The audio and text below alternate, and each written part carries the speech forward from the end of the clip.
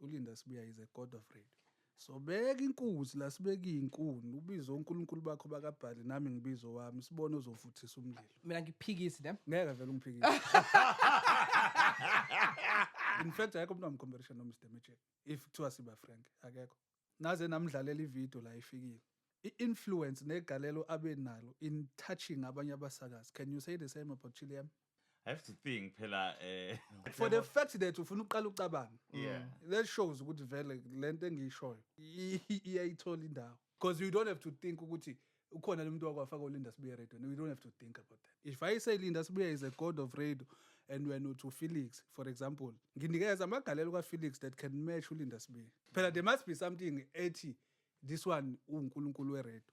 Nginika because mina ngiyakunika. But maybe before then they were gods before Linda Sibuya, so we can't dispute them as well. Nginika The likes of ukuthi Kansas City. Yes, but I can tell you isikhathi abena radio sibe sincane kakhulu ukuthi angaba ne-impact efana nekaLinda Sibuya.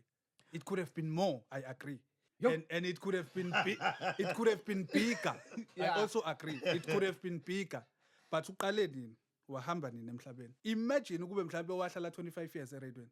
We don't know that. Mina ngiyakwazi ngabe sithi Kansas City Linda Sibuya. So asingabaqhathanisi. No, asikazi sibaqhathanisa wena umfakile mina ngikhulume ngoLinda. No, we can't compare them. Kansas City uLinda Sibuya puts him there. So akwazi kusuka mina nawe sehlisa uKansas City sibeke uLinda. Siyavumelana. Engakuvumi ilokuthi nibe kuChili M noLinda Sibuya ngikuvumile.